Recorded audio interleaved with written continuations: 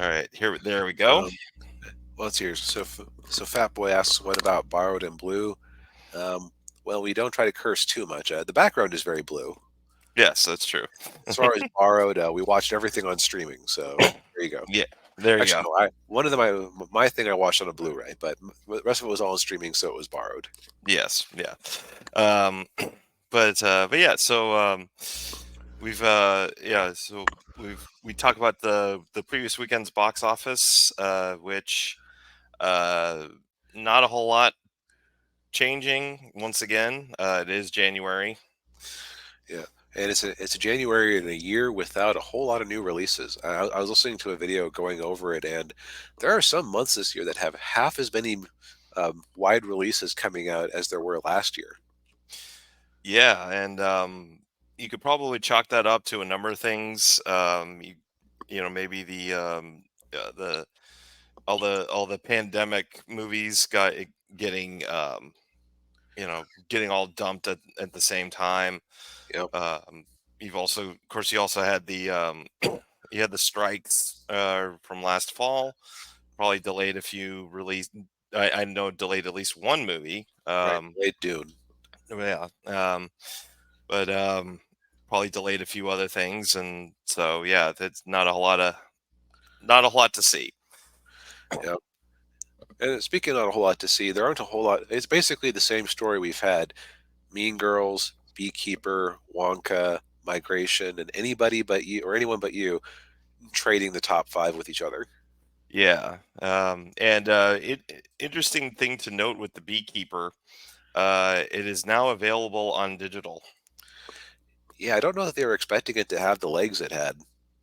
Yeah, I don't think so either. Yeah, it's let's see, it's yeah 103 million total, 43 million domestic. Let's see. Yeah, is this like China thing or no? No, it hasn't been released in China yet. It's looks like mainly Australia, UK, which that tracks. I mean, UK tracks with Statham.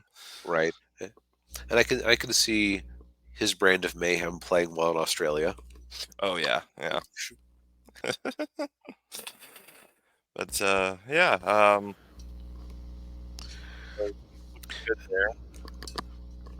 Then, as far as other interesting things, Godzilla -1 returns to the top 10 because they got a whole bunch of new theaters to show the black and white edition. Yeah, I've heard mixed things on that one, whether it's worth it or not.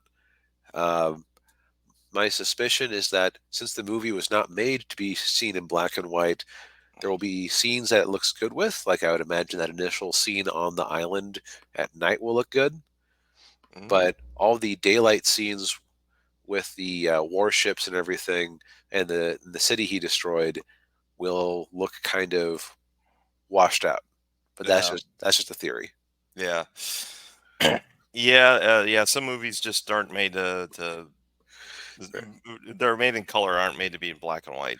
Right? They aren't all Zack Snyder's Justice League, Yeah. which boy, I remember. I'm old enough to remember when I was told that the intended format was 4:3 in black and white. Awful lot of color in that movie when that came out. Interesting, isn't it? Yes. Yeah. Very interesting. Yeah. And Fat Boy says, "Sucks to be a movie theater." Yeah. Yeah, seriously. Like they're having to release concert movies of like Queen from the '80s and Taylor Swift and Beyonce and stuff. Yeah. And you would think that uh, so I actually remember last summer I was proposing that what Disney should have done for some of those dead zones was to re-release some of the movies they put straight to streaming during the pandemic. Yeah. Uh, you're not going to find Soul on that list because they yanked it after 2 weeks. Because after 2 weeks in the U.S., the darn thing did not manage to crack $1 million. Ooh.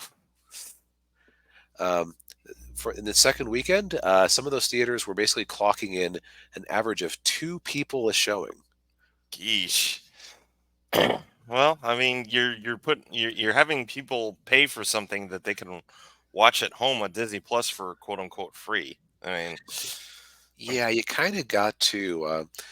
I think if you're going to do a re-release of some of these streaming things, Netflix would probably have an easier time with this because there are some beloved action and comedy movies that they've come out with that I could see people wanting to see on on the big screen. Yeah. Yeah, none of them come to mind right now, but yeah. Let's see here. Yeah. Adam Project could possibly do well. Oh, yeah, yeah. You could do. There are some anime movies that they've had come straight to Netflix that they could do a re-release of that would bring in the weeb audience. Oh, yeah, like Black Clover. Yeah, yeah. That would be one to throw in there if they didn't already. You could also theoretically, if Amazon wanted to get more into it, you could do that Samaritan movie with Stallone. That I don't think a lot of people remember very much, but like put it out in a limited release. And Yeah. but I guess for kids movies, if you can just watch it, it's like, mommy, mommy, I want to see Soul. Okay, let me just get a free trial to Disney Plus, and we're set. Yeah, yeah. The only other new component of the top 10 is Fighter at number 6, an Indian movie, which from the name I would assume is an action movie. Yeah, I'm assuming that too. Not a whole lot of no, not a whole lot is known about it. There's no Uh, plot At least, synopsis or at yeah. least the numbers doesn't know a lot about it. Yeah. Um, although they added let's see. Yeah, They you're added 900 screens. Yeah. yep. So, and it has a very respectable per theater average. That's the thing is that these Indian movies that come in, you're looking at Poor Things. Oh, sorry. Uh, Oh, okay. Okay, that explains a lot. yeah, um, but these Indian movies, they don't necessarily like they might have a more muted box office, but on a per theater average, they tend to do very well for themselves. Yeah, I mean for 4.2 million on a uh, you know 662 theaters. Yeah. $5,500 per theater. Yeah. Yep. And yeah, it's just kind of uninspiring, unfortunately. Yeah. Of course, yeah, February next month we've got Madam Web coming out. Ooh, you know, I might actually end up seeing that just because I'm kind of morbidly curious about it. I think it's going to be another Morbius. I refuse to believe it would be as bad as Morbius, and I'll tell you why.